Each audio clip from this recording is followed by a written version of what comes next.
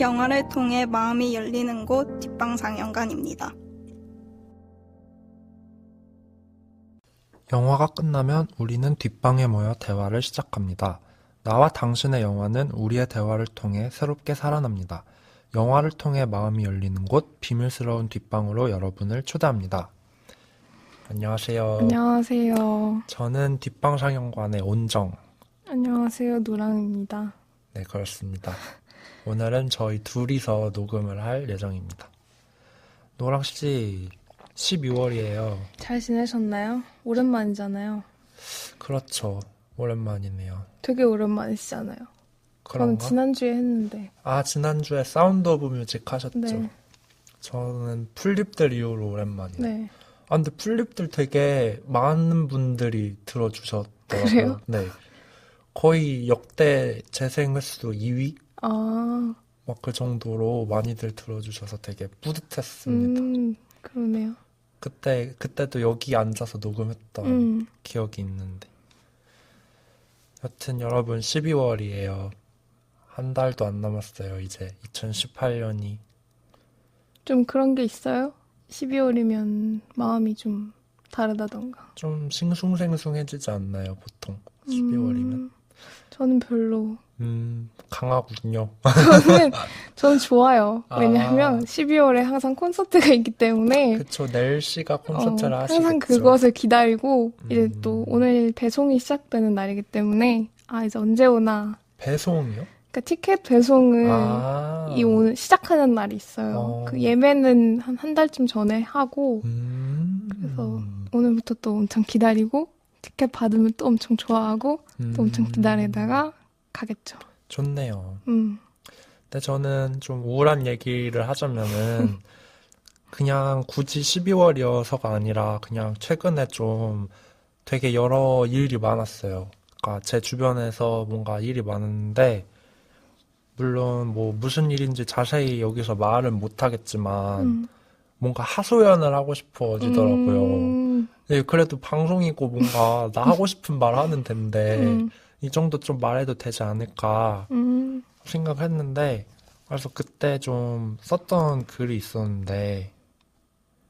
뭐였냐면 이거는 좀 슬퍼하고 나서 좀 지나서 쓴 건데 이런 글을 썼어요. 내가 불행할 때 남에게 행복하란 말을 한다 라는 글을 썼는데 좋아하는 이들에게 내 슬픈 일에 대해 털어놓고 위로를 받고 나면 대화의 마무리 단계가 온다. 그럼 나는 나 대신 너는 더 행복해지라는 말을 한다. 이거는 진심이다. 비꼬는 말이 아니다. 근데 이 말이 버릇이 된 건 일부러라도 내 자신이 이것이 버릇이 되도록 한 건 어떤 이유가 있는 게 아닐까란 생각을 했다. 내가 불행하다고 내가 좋아하는 이들의 기쁨을 질투하고 시기하는 사람이 되고 싶지 않았던 것 같다. 그래서 처음에는 빈말로 아무 감정 없이 기계적으로 시작하는 말이었는데 이제는 그 말을 반복하다 보니까 진심이 된 것 같다. 그러니까 난 지금 불행하더라도 내가 좋아하는 당신은 행복했으면 좋겠다. 난 이런 글을 썼는데 그러니까 되게 막 이런 일들을 겪고 나서 많은 생각을 했단 말이에요. 좀 울기도 하고 그러면서 막 저는 내가 대접받길 원하는 대로 남들을 대접하라는 원칙이 있어요. 저는 어디 교과서 같은 데서 본 것 같은데. 근데 저는 이렇게 살았는데 이 원칙이 생각보다 안 맞는다는 생각도 요즘 많이 했고 타인이 나에게 아니면 내가 나는 그렇게 힘들다? 하는데 타인은 그렇게 나한테 안 하는구나 그렇게 라는 그럼 생각을 괜히 한 더 적도 화나고 있고 그럴 것 같아. 그런 적도 있고 아니면은 나는 이게 괜찮은 방법이라고 해서 이렇게 한 건데 남들은 그걸 원한 게 아닐 때도 있고 그쵸. 사람마다 원하는 게 그쵸. 다르니까. 그러니까 생각보다 어려운데 그렇다고 나는 어떤 원칙을 그럼 이것보다 나은 게 있나? 뭐 이런 생각을 하기도 하고 또 내가 싫어하는 사람들의 모습들이 있는데 그런 거를 만약 내가 이렇게 힘들어하고 괴로워하다가 나도 그렇게 되면 어떡하지? 그렇게 되느니 차라리 나는 사라지고 싶다. 막 이런 생각도 하는데 그래도 희망적이었던 거는 제가 아까 말씀드렸던 글을 쓸 만큼 되게 제 주변에 좋은 사람들이 많아서 제가 막 이렇게 좀 칭얼 대면 되게 막 위로해주고 뭐 초콜릿을 사다 주기도 하고 막 뭐 친구한테 막 전화를 하면 막 아, 뭐 내일 잠깐이라도 볼까 뭐 이런 말 해주는 친구도 있고 해서 되게 위로를 많이 받았고 괜찮아졌어요. 좋네요. 저는 그걸 잘 회복하니까 지금은 괜찮아졌습니다. 잘 회복하는 편인가요? 그렇죠. 저는 혼자서도 잘 회복하는데 좀 요즘 들어서는 남들한테 얘기하는 법도 좀 배워가는 것 같아요. 옛날에 혼자서만 그러다가 남들한테 얘기하고 좀 위로받고 나면 훨씬 기분이 좋아지더라고요. 저는 일단 뭐 내용은 그렇게 해피한 내용은 아니었지만 원정 씨가 쓴 글을 거의 처음이지 않아요? 이렇게 보여주고 저 잘 읽어주고. 안 보여요. 그러니까 그래서 되게 저는 일단 기분이 좋네요. 그런 의미로. 감사합니다. 노랑 씨는 뭐 저는 그냥 똑같이 지냈거든요. 그래서 무슨 얘기를 해야 되나 하다가 그냥 이건 AS를 좀 해야겠다 싶어서 가져온 게 제가 지난 사운드 오브 뮤직 방송에서 사실 뭐 AS 할 게 또 있긴 한데 뭐 음을 좀 다르게 부르는 노래가 있는데 그게 좀 완벽주의. 다른 노래랑 좀 섞여서 음을 좀 다르게 부른 노래가 있는데 그건 제가 지금 다시 부르거나 그러지 못할 것 같고 그냥 이해를 바라고요. 그거는 무슨 노래였는데요? 그게 제목도 기억이 안 나요. Climb every mountain 이런 의미의 노래인데 다른 노래가 Climb every mountain 이렇게 부르는 노래 그렇게 제가 계속 부르더라고요. 제가 깜짝 놀라가지고 결국엔 불렀어. 아무튼 그걸 하려고 했던 게 아니라 제가 그날 방송에서 슬쩍 지하장커 감독 얘기하면서 슬쩍 제목만 얘기하고 지나간 영화들이 있는데 그 영화들이 제가 또 되게 좋아하는 영화들이거든요. 그래서 소개를 좀 드려야 될 것 같아서 드리고 싶기도 하고 그게 모래라는 영화랑 요세미티와 나라는 영화인데 요세미티와 나는 한번 제가 얘기한 적 있잖아요. 뒷방 친구들한테. 네네. 그죠? 그게 일단 김지영 감독의 한 50분? 좀 안 되는 중단편? 장편이라긴 좀 그렇지만 단편이라긴 좀 긴 그런 영화인데 어떤 영화냐면 일단 제목의 요세미티가 어떤 뜻인지 얘기를 드리면 이거는 맥이라고 그 애플에서 나오는 컴퓨터의 어떤 기종? 인 것 같은데 그쵸. 두 번째인가 세 번째에 나온 그런 버전이래요. 근데 걔가 하늘색 굉장히 영롱한 색깔로 덮여 있어가지고 그게 요세미티 국립공원에 있는 폭포와 닮았다 해서 그 기종이랄까? 그걸 다 전부 요세미티라고 별명이 붙었대요, 거기에. 그래서 이거는 김지영 감독님이 본인이 작업할 때 사용하시던 컴퓨터가 그 요세미티 그거였고, 그래서 그 컴퓨터와 함께 영화를 만들었던 시간에 관한 그런 굉장히 오랜 시간, 거의 10년에 가까운 시간 동안 그 컴퓨터가 굉장히 뭐 느려서 내가 2시간을 기다리고, 뭐 그리고 이제 시간이 너무 지나서 다른 것으로 바꿔야 되는 상황에 부딪히고 뭐 그런 이야기들인데, 굉장히 따뜻하고 재밌고, 그리고 컴퓨터라는 거는 그냥 기계 문명의 그 일부일 뿐인데, 기계일 뿐인데, 컴퓨터 막 생일 축하해주고, 막 이제는 이제 컴퓨터를 마지막에 결국 바꾸는데, 그 마음이 너무 쓸쓸한 그러니까 정이 든 거죠, 컴퓨터랑. 물건하고도 정이 들죠. 그런 것들이 되게 따뜻하고 재밌고, 그런 영화여서 한번 보시기를 추천드리고 싶고요. 그리고 모래라는 영화는 일단 감독님 성함은 강유가람 감독님이라고 그리고 모래 이 영화는 어떤 내용이냐면 감독님이 이것도 좀 자전적인 이야기인데 감독님이 음마 아파트에 예전에 사셨다고 지금은 아마 재개발이 됐을 것 같은데 네. 음마 아파트 이제 아버지의 집인 거죠. 음마 아파트가.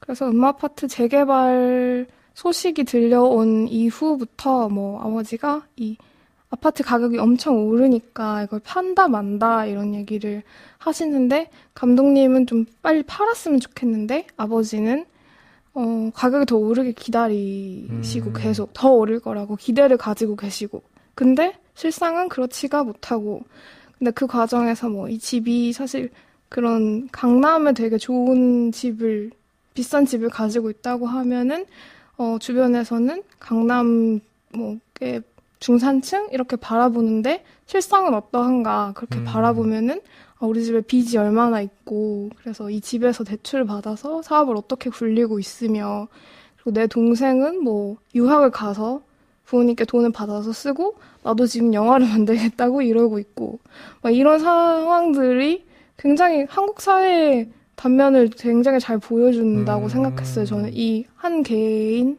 한 가족의 이야기지만 그래서 되게 재밌고 많은 사람들이 봤으면 좋겠다고 생각한 영화라서 이 모래, 강유가람 감독님의 모래라는 영화도 네, 추천드리고 싶습니다.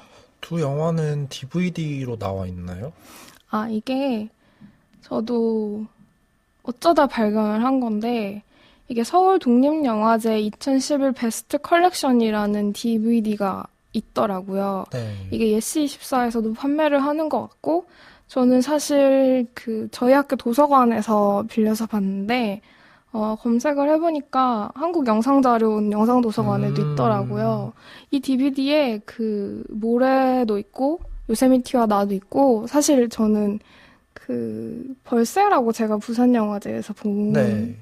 그 영화 얘기했었는데 그 감독님의 벌새의 프리퀄이라고 해야 되나? 예전 이야기? 격인 그런 단편이 있는데 그게 리코더 시암이라는 게 있는데 들어봤어요. 그거를 제가 보려고 이 DVD를 빌렸다가 이 DVD에 되게 좋은 영화가 많은 거예요, 이렇게. 그래서 어떻게 이럴 수가 있지? 이때 어떻게 이렇게 좋은 영화가 많았지? 이렇게 놀라면서 행복해했었죠. 좋네요. 저도 그렇고, 다들 시간이 되시면 영상자료는 한 번쯤 들려보는 것도 좋을 것 같네요. 맞아요. 겨울에 추운데 괜히 밖에 돌아다니지 말고. 괜히 밖에 나가는 건데. 가끔 바뀌죠. 아무튼. 더 혹시 하고 싶으신 말씀 있나요? 아니요. 그리고 이거는 말씀을 드려야 될 것 같아서 청취자분들한테 저희가 원래 후배가 저희와 같이 계속 녹음을 해왔는데 앞으로는 좀 개인적인 이유가 있어서 앞으로는 참여가 어려워서 그거를 말씀을 드려야 될 것 같아서 이렇게 말씀을 드립니다. 그리고 저희 팟빵 공지글을 참고하시면 뒷방상영관 에스크 인스타 메일 주소가 있고요. 인스타 아이디는 back_to_the_시네마입니다. 아니면은 팟빵에 댓글 남겨주셔도 좋고요. 네, 여러분의 많은 관심을 기다리고 있습니다. 이제 본격적으로 영화 얘기를 시작해볼까요? 네. 하고 싶으신 얘기가 있었나요? 아니요. 왜 자꾸 아닌가요? 뭔가 이렇게 끊고 넘어가는 것에 익숙치가 않아서.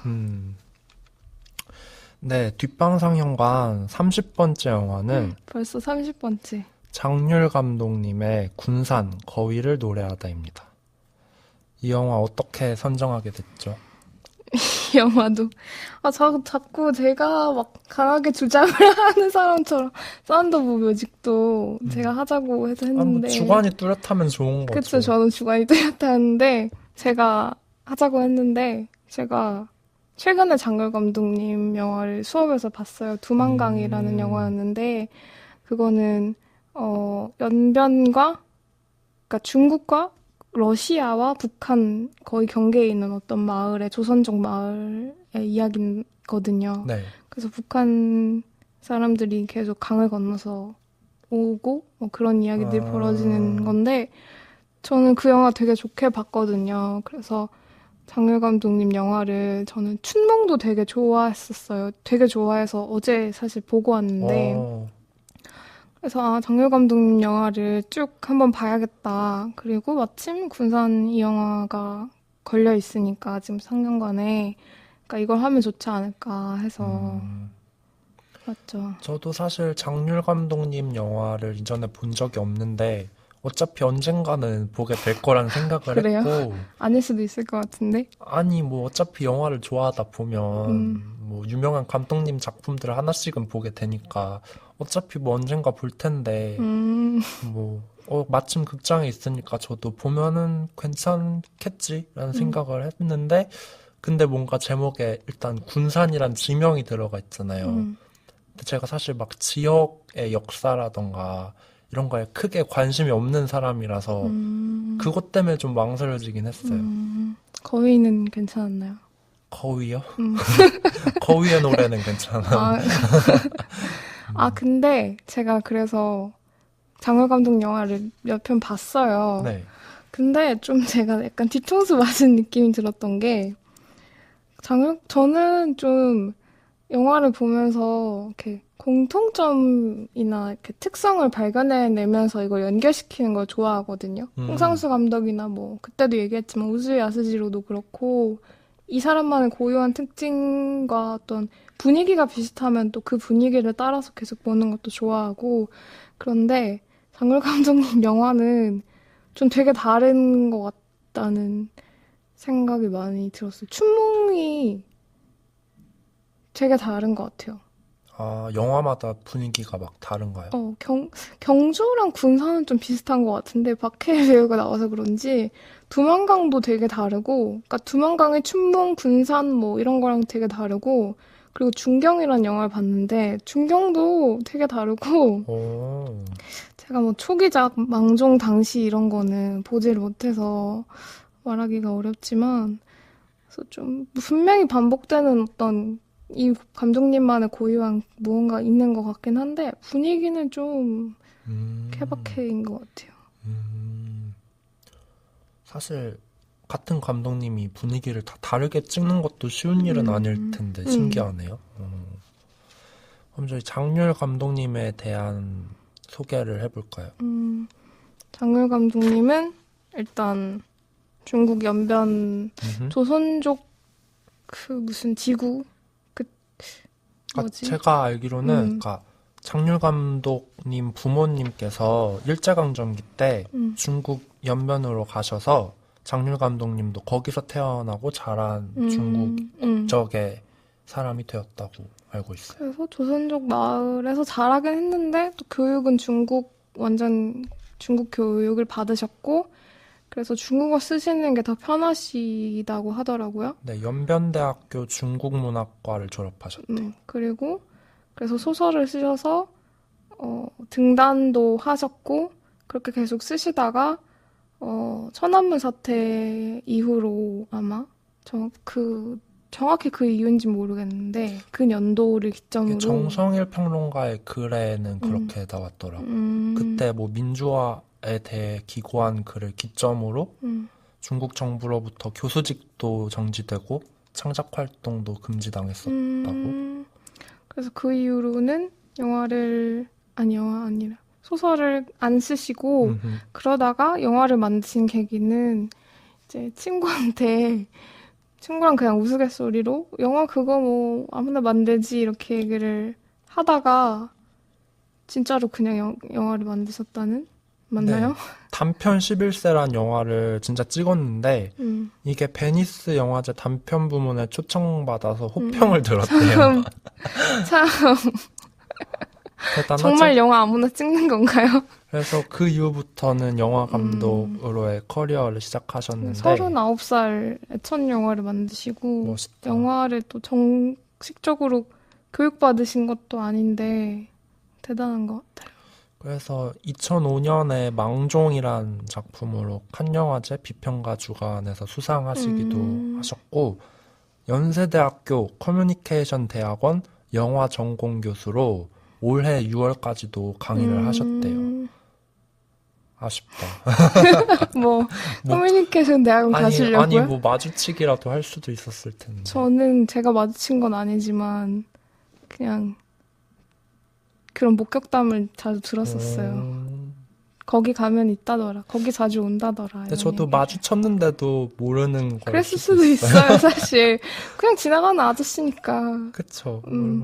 그리고 한국에서 이제 주로 작품 활동을 하시잖아요. 요새는. 근데 중국에서는 한 번도 장률 감독님 영화가 개봉된 적이 없다고 그렇게 알고 있습니다.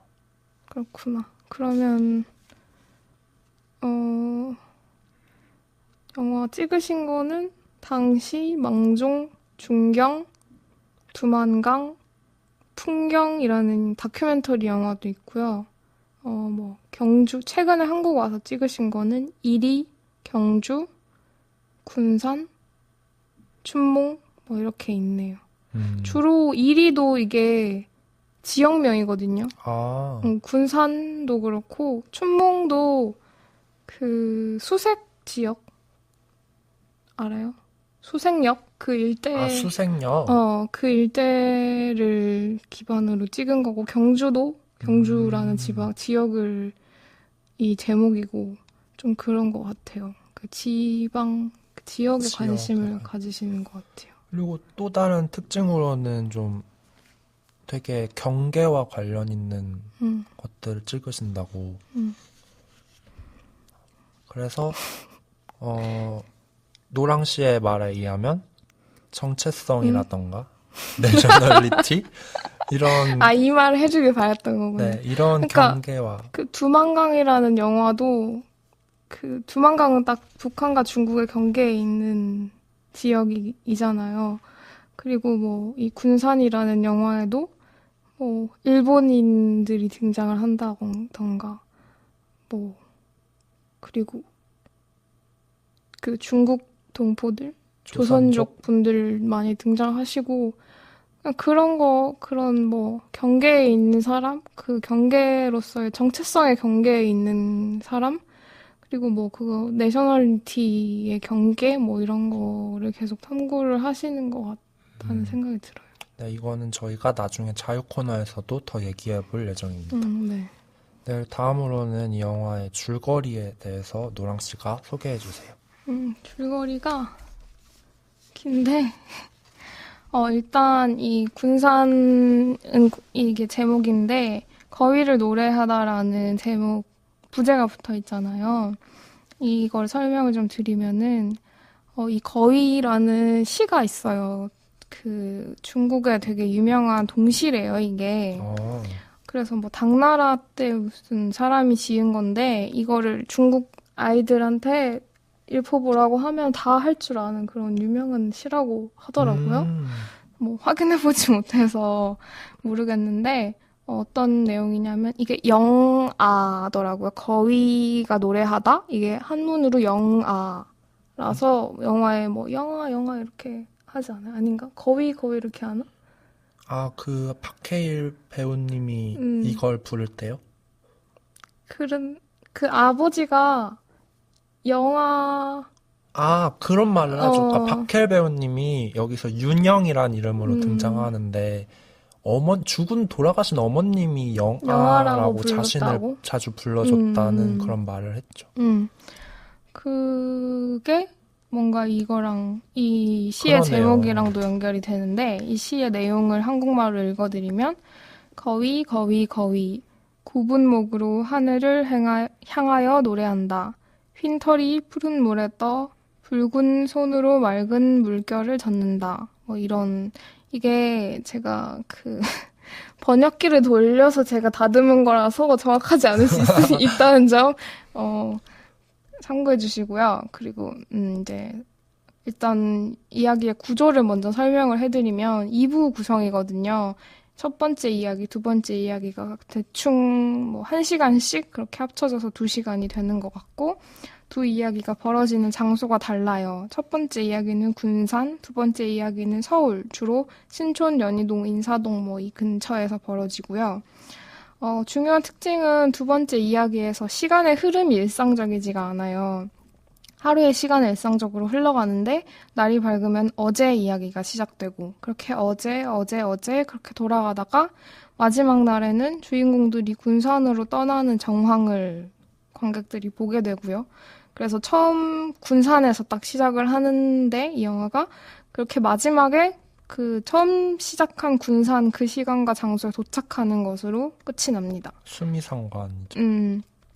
그래서 이야기 디테일을 얘기해드리면은 일단 두 이야기 모두에 등장하는 박해일 배우가 연기하는 윤영이 있고 문소리 배우가 연기하는 송현, 이 두 사람이 뭐 함께 다니고 같이 술을 마시고 이런 게 영화의 주된 이야기고요. 윤영은 시를 쓰는 사람이고요. 두 사람은 말하자면 송현이 윤영의 형수쯤 되는 뭐 아는 선배의 부인이었던, 하지만 송현이 최근에 이혼을 했어요. 그래서 영화 내내 두 사람이 함께 다니면서 술을 마시고 신체적 접촉이나 호감 표시 같은 것들이 오가고 뭐 더 깊은 관계로 발전을 할 듯 말 듯 줄타기를 하는 것을 보게 됩니다. 그래서 첫 번째 이야기가 벌어지는 군산에서 만나는 사람들과 사건을 좀 더 설명을 드리면은 백화라는 이름의 국수집 사장님이 있는데 이분은 군산 사람은 아니고 고향이 어딘지 모르는 이분과 술을 몇 차례 나눠 마시고요. 그리고 신비로운 분위기의 민박집을 운영하는 일본풍 민박집이죠.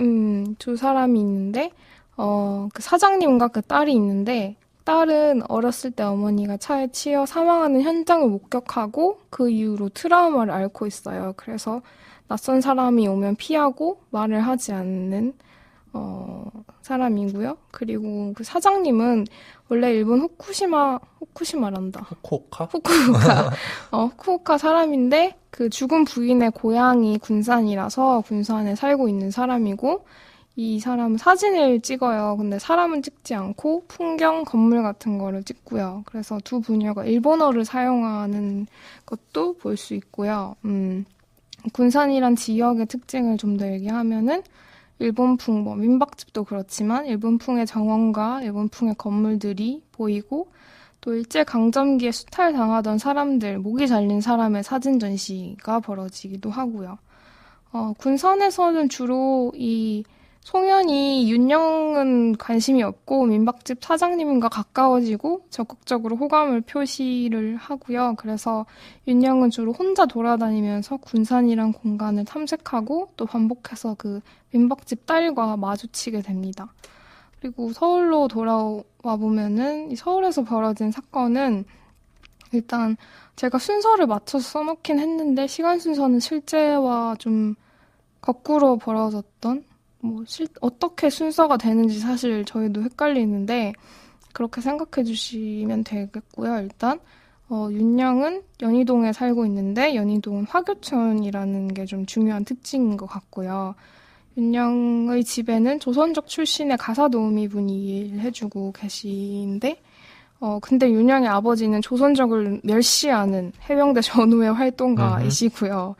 윤영은 치통을 앓는데 신촌에 있는 약국에 들어가서 돈이 없는데도 그냥 진통제를 받아서 나오고 근데 또 다음에 또 그 약국에 갔는데 약국 주인분은 못 알아보고 그리고 뭐 송현이 아는 언니의 치과에 가서 치료를 결국엔 받는데 또 그 치과에 방문을 해서 야경을 보고 싶다고 이상한 그런 행동을 보이기도 합니다.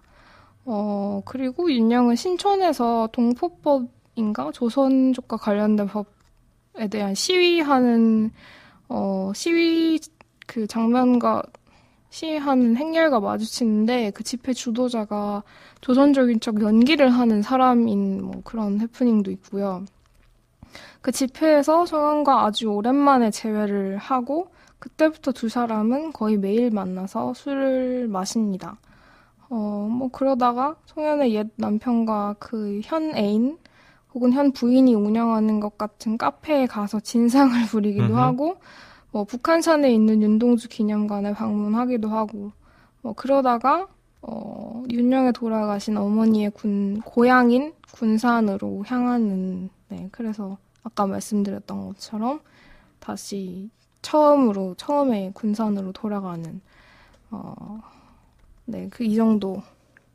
네, 진짜 중간에도 말씀드렸듯이 흥미로운 게 이게 2부에 들어가서는 저희가 정말 시간 순서를 종잡을 수가 없어요. 그 뭐 야경을 보고 싶다고 말한 것도 군산으로 가기 전의 일인지 군산에서 돌아온 후인지 막 그 약국 얘기도 또 그 저번에 고마웠다고 말을 하러 간 시간도 그 약을 빌린 바로 직후인지 뭐 군산 갔다 온 이후인지 막 그쵸. 이런 것들을 아마 관객들이 의도적으로 헷갈리게 이렇게 배치를 하신 것 같고. 그것도 그렇고 저는 그러니까 뭐 약국에 2번 방문을 하는데 우리가 앞에 보게 되는 게 사실은 2번 다음에 그쵸. 방문한 사건이었던 것 같죠? 그러니까 관객들은 처음에는 제가 왜 저러지? 뭐 이런데 두 번째 그래서 그랬구나. 이게 뒤에 나오는구나. 이렇게 되는 그 안에서도 이게 시간이 얽혀 있으니까. 그리고 저는 개인적으로 일부에서 군산을 찍었던 그런 장면들은 좀 되게 꿈 같고 좀 템포가 길고 좀 정적인 그런 느낌을 받았다면 맞아. 좀 느렸던 것 같아요. 2부의 연희동, 안국 뭐 이쪽은 되게 사람 냄새 나고 왁자지껄하고 좀 세속적인 이런 공간으로 느껴져서 1부와 2부 분위기가 굉장히 달랐던 것 같아요. 2부 가서는 약간 홍상수 감독님 영화 같은 느낌도 그쵸, 나고 그쵸. 맞아요. 막 투닥투닥거리고 막 그런 느낌을 받아서 되게 재밌게 봤습니다. 그렇고 보니 저도 1부는 저는 좀 비슷한 느낌을 받기도 했는데 약간 둘 다 약간 눅눅한 그런 느낌이 나는? 근데 또 생각해 보면은 1부는 정말 정적이고 느린 좀 느낌이었는데 천천히 이렇게 가는 느낌이었다면 2부에서는 굉장히 웃긴 장면도 많고 사람들도 더 많이 등장을 하는 것 같고 그리고 개인적으로 신촌과 연희동이 나와서 굉장히 반가웠어요.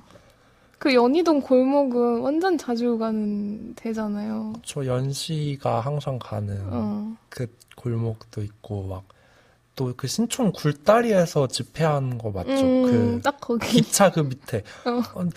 근데 저는 헷갈렸던 게 그 약간 뭐라 해야 되지? 뭐. 그 천막 같은 거에 파주 어쩌고라고 쓰인 걸 언뜻 본 것 같아서 내가 볼 때는 분명히 신촌 굴다리 같은데 파주인가? 막 이런 생각을 했는데 아무리 봐도 신촌 같다는 그쵸. 그런 생각을 했습니다. 여기까지 줄거리였고요. 다음 코너로 넘어가 볼까요? 네, 다음 코너는 영화에서 각자에게 인상 깊었던 장면을 이야기해보는 다시 보기 코너입니다. 누가 먼저 얘기할까요? 제가 짧으니까 네. 저는 아까 말씀드렸다시피 2번째에서 되게 웃긴 장면들이 많았는데 2부에서 2부에서 웃긴 장면이 진짜 박장대소를 했던 장면이 있는데 정말 박수를 치셨나요? 아니 박수는 거의 이렇게 무릎을 이렇게 이렇게 네, 그랬던 장면이 있는데 그게 윤양이랑 송현이가 둘이 이렇게 술을 중국집에서 마시고 있었어요. 고량주를 아마 마셨죠? 이게 방이 아니고 그냥 옆에 이렇게 손님들이 있는 그런 테이블 중 하나에서 마시고 있었거든요. 근데 송현이가 뭐 군산에서도 그렇지만 계속 108배를 하거든요. 네, 요즘 네. 108배를 하고 있다 그러면서 근데 술을 마시다가 갑자기 내가 요즘 108배를 하는데 하면서 일어서려고 하는데 그때 윤영이가 하지마 이러는데 그냥 술이 둘이 엄청 취한 거예요. 그래서 송현이가 아랑곳 않고 거기서 사람들 다 보는데 108배를 해요.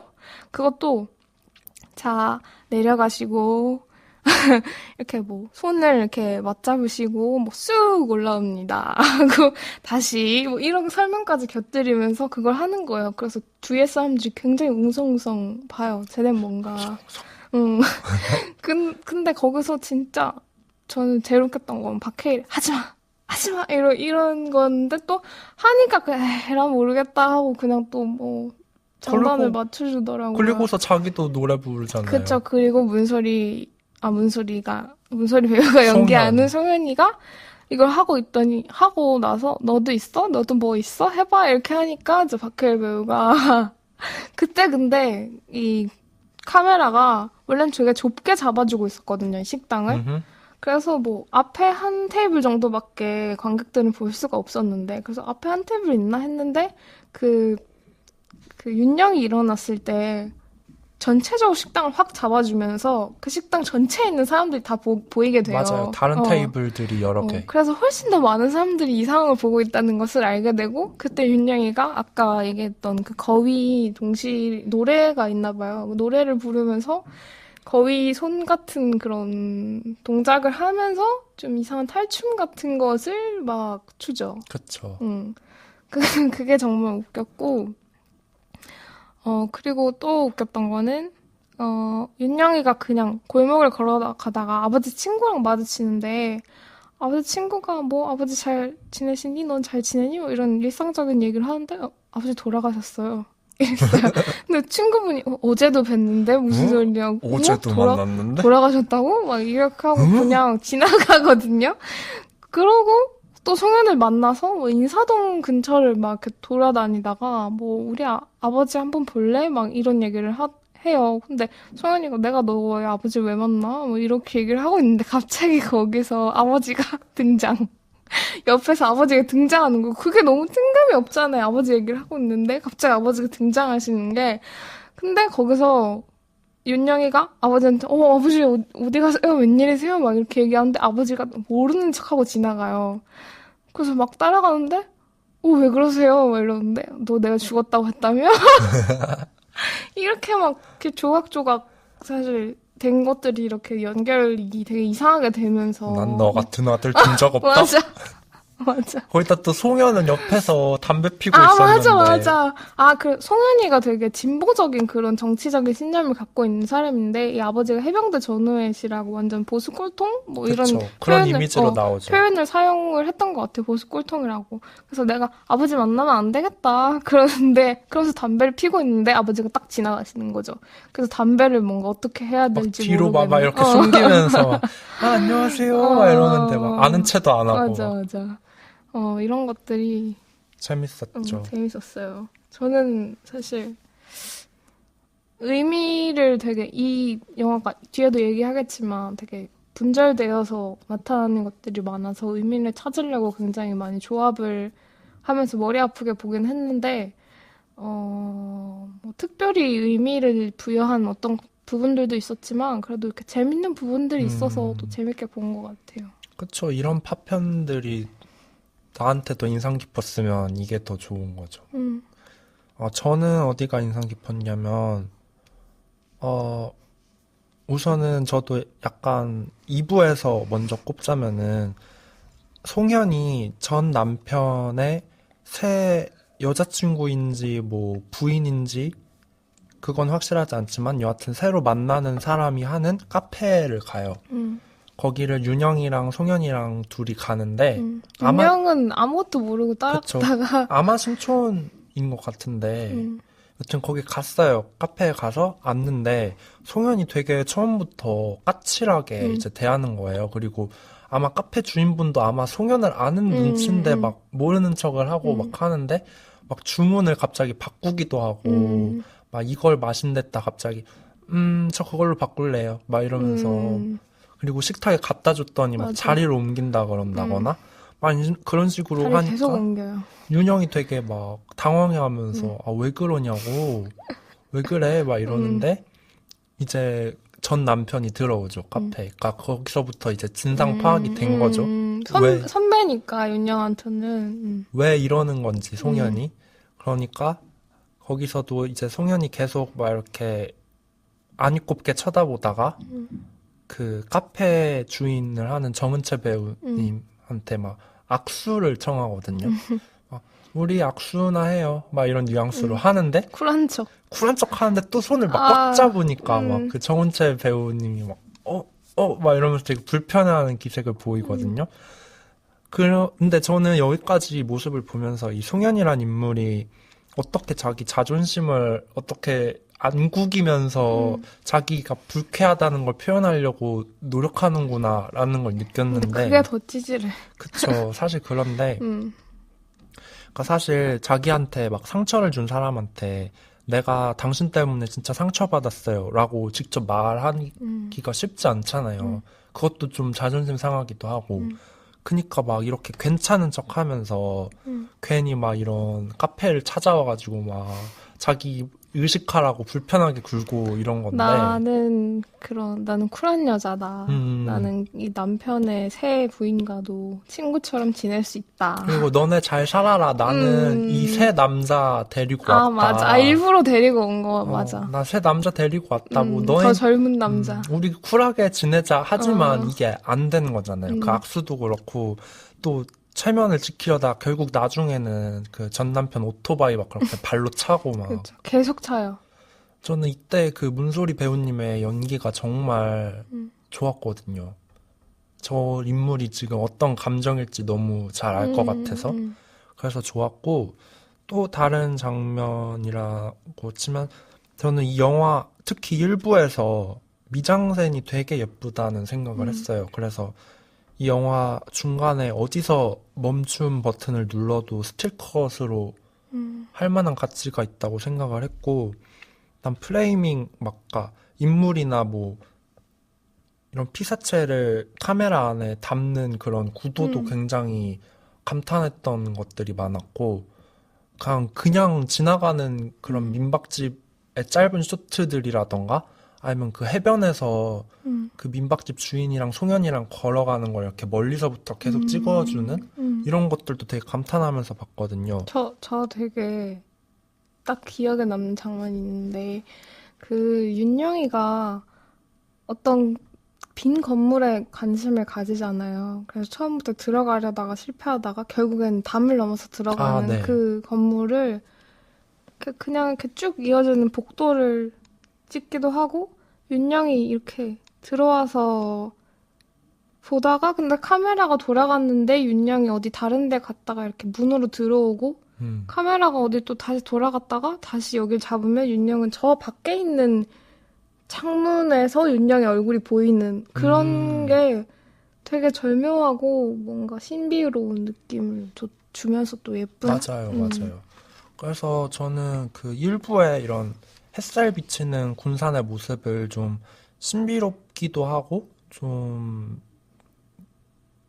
뭐랄까 나른하기도 하고 약간 찝찝하기도 하고 이렇게 담은 장면들이 다 너무 예뻤는데 시기도 약간 늦봄에서 여름으로 보이는데 인물들이 막 반팔 이런 걸 입는데 땀은 아직 안 나요. 그러니까 그 느낌 알잖아요. 그 기분 좋은 온도. 그 온도에다가 이런 햇살까지 합쳐지니까 좀 뽀송뽀송하고 밝고 좀 따뜻한 느낌이 많이 들었어요. 1부에서.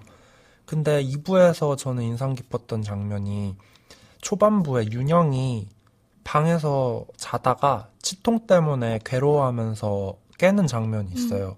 그때가 저녁이어서 파란 그런 빛이었고 그리고 윤영의 모습도 불이 꺼져 있으니까 그림자처럼 이렇게 어둡게 괴로워하는 이런 모습이 보이는데 여기서 이런 장면이 되게 2부의 모습을 단적으로 보여준다고 해야 되나? 해서 1부랑 2부 분위기가 되게 잘 비교가 된다는 생각을 했어요.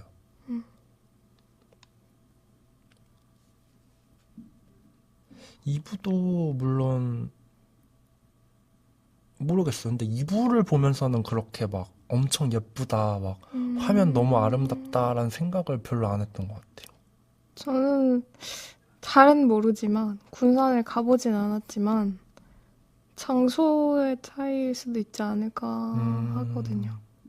서울에서 볼 수 있는 풍경들과 군산에서 볼 수 있는 풍경들은 분명히 다를 테니까 그런 곳을 찾아서 찍으셨기도 하겠지만 그리고 저는 사실 그냥 내내 찝찝해했기 때문에 뭔가 눅눅하고 물컹한 그런 느낌이 계속 저는 그게 뭔진 모르겠는데 계속 찝찝하게 있어서 군산의 풍경이 아름답다는 생각은 사실 좀 나중에 할 수 있게 됐고 계속 찝찝해.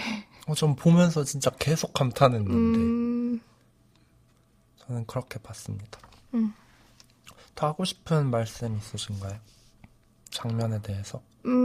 되게 작은 거긴 한데 문소리 배우가 군산에서 입은 원피스가 참 예뻤다는 그 여름 별로 덥지 않은 그 여름에 이렇게 민소매 원피스도 있었던 것 같고 이렇게 긴 원피스 하늘하늘한 거를 계속 입거든요. 그리고 신발도 낮은 거 계속 신으시는데 빨간 신발도 신었다가 흰색 신발도 신었다가 문소리 배고 되게 늘씬하시니까 또 그게 잘 어울리는 것 같은데 그냥 원피스 하나에 뭐 가디건을 걸치기도 하고 신발은 되게 낮은 굽인데 또 뭔가 그 캐주얼하면서도 그 예쁘니까 멋있고 그런 느낌이 되게 발랄하고 좋았던 것 같아요. 그 반면에 윤영은 계속 똑같은 옷. 티셔츠. 너는 옷이 이것밖에 없니? 그런 말 했었나요? 2부에서 그런 말 한 적이 아. 있죠. 그 앉아있을 때 전단지 그 사람 마주치고 나서 자기 왜 기다리게 했느냐고 막 말한 다음에 너는 옷이 이것밖에 없니? 막 이런 말 하기도 했는데 진짜 똑같은 옷 계속 입어요. 그것도 대비되기도 하고 문소리 배우님이 굉장히 생기발랄해 보였어요. 저도 되게 막 생동감이 넘치고 그런 캐릭터. 근데 아픔이 있어. 그쵸. 그 남자 때문에 아픔이 있어. 그쵸. 네, 그러면 다음 코너로 넘어가 볼까요? 네, 다음 코너는 자유 코너인데 네, 자유 코너에서는 저희가 이 영화를 보고 떠오른 뭔가 상념들이라거나 아니면은 의미를 부여할 수 있겠다는 생각이 든 파편들이 있었잖아요. 그래서 그런 파편들을 좀 모아서 얘기를 해보고자 하는데 우선 정체성이라는 것에 대해서 얘기를 해보고 싶은데 그러니까 이 영화에서도 좀 애매한 위치, 경계에 있는 것 같은 그런 인물들이 많이 등장을 하잖아요. 윤영에 대해서도 대표적으로 막 사람들이 너는 반밖에 할 줄 모른다고 뭐 시도 짓는다 해놓고서 그만두고 뭐 이름도 남자야 여자야 뭐 애매해 넌 뭐든지 애매해 막 이러죠. 뭐 송영과의 관계도 뭐 잘 되려고 했다가 또 이렇게 흐지부지되고 막 이런 윤영도 있고 또 송현은 자기가 술집에서 얘기를 하다가 송현은 조선인은 아닌 거잖아요. 근데 그 조선인 집회에도 참여할 정도로 열심히 조선족?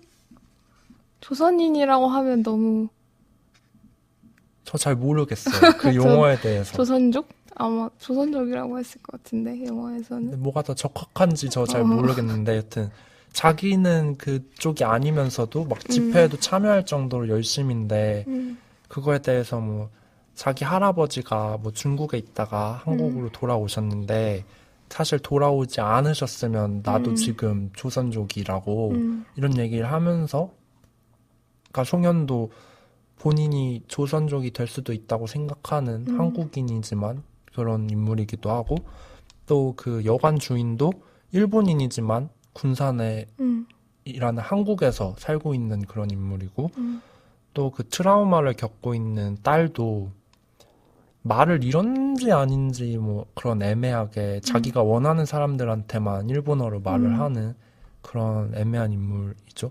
그래서 이런 인물들도 되게 이런 애매하고 경계와 잘 맥락이 맞닿아 있는 캐릭터들이라고 느꼈어요. 저는 영화를 보면서 일단 그런 것들이 윤동주 시인이라는 모티브를 통해서 계속 연결되고 있거든요. 예를 들어 뭐 윤동주 시인은 아시다시피 만주에서 태어나신 뭐 지금은 조선족 그 연변 지방이라고 부르는 그쪽에서 태어나서 잘하셨잖아요. 근데 연희 전문을 다니셨고 연희 전문학교. 그래서 이 두 사람이 그 윤동주 시인의 기념관 거기를 찾아가기도 하고 뭐 신촌을 배회하는 것도 그렇고 윤동주 기념관에 연세대학교 과잠 입은 학생들 저는 그 과잠이 참 너무 일부러 저렇게까지 저렇게 하지 않았으면 연세대 생긴 걸 몰랐겠지만 자기 대학원생들 데려다 그러니까, 썼나? 그 과잠을 솔직히 우린 밖에 잘 안 입고 다니는데 그쵸 누가 거기까지 그거 그러니까 입고 가요. 거기 윤동주 기념관에 그거 입고 가면 진짜 연뽕이라고 욕먹을 것 같아서 아무튼 그런 윤동주 시인이 그런 조선족 그런 정체성?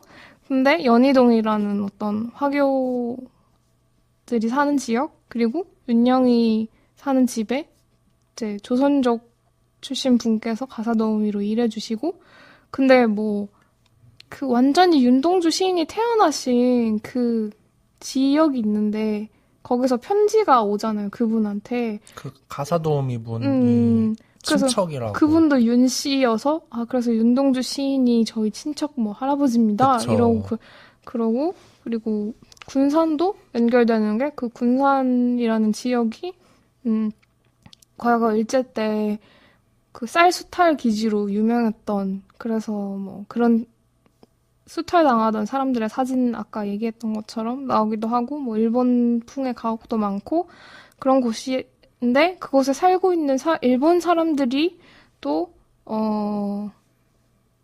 그 후쿠오카 사람인데, 후쿠오카는 윤동주 시인이 후쿠오카 형무소에서 돌아가셨다는 그걸로 이렇게 다 연결이 그쵸. 되더라고요.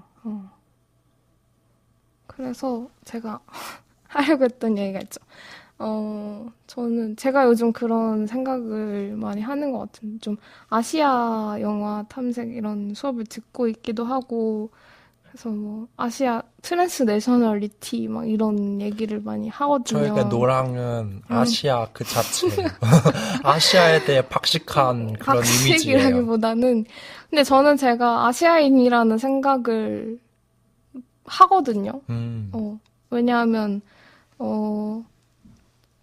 아시아의 뭐 대만 역사나 뭐 일본 중에서도 오키나와 역사나 홍콩 역사 같은 거를 배워보면은 우리나라랑 되게 비슷한 게 많아요.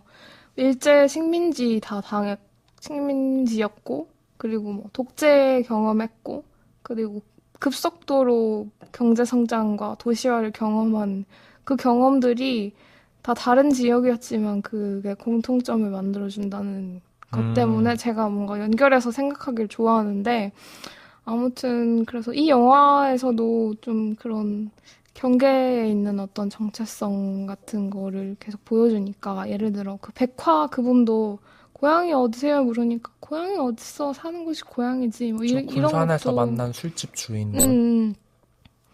그래서 제가 정체성에 대해서 생각을 해봤는데, 저는 빼도 박도 못하는 한국 사람이거든요. 왜냐면 뭐 어디 나가서 산 게 아니니까. 그리고 우리 부모님도 다 한국에서 태어나시고, 그리고 대구에서 다 주로 사셨고, 저도 대구 사람이고, 그러니까 빼도 박도 못하는 한국 사람인데, 근데도 한국인이라는 어떤 정체성 안에는 저는 한국인이 아닌 것, 한국인을 싫어하는 건, 한국이 아니게 되고 싶은 것도 포함되어 있다고 생각을 하고, 또 영화에서 등장하는 것처럼 뭐 이렇게 한국 안에는 너무 많은 것들이 이미 들어와 있잖아요. 뭐 일본도 들어와 있고, 뭐 스타벅스, 맥도날드 이런 것들도 다 우리나라 것이 사실은 뭐 기원을 따져가면 아니지만 이제 그 기원을 따지는 것이 의미가 없어져 버린 것들. 백화점을 가면은 저기 뭐 어디 세계 곳곳에서 온 것들이 다 들어와 있거나, 아니면 그쵸. 이제 해외 과자까지 쉽게 먹을 수 있는데. 뭐 연희동처럼 그렇게 화교 지역이나 뭐 그런 지역들도 있고, 그러니까 뭔가 너무 나의 정체성 안에는 너무 많은 것들이 들어와 있는 거예요. 물론 뭐 실제로 그런 뭐 이민을 갔다거나 그런 분들이 느끼시는 어떤 정체성의 혼란 같은 건 전 당연히 공감을 못 하겠지만,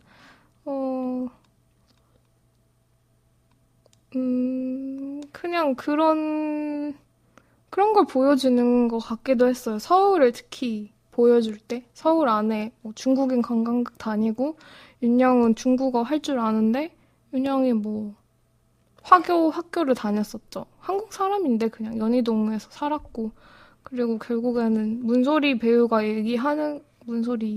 송현이 얘기하는 것도,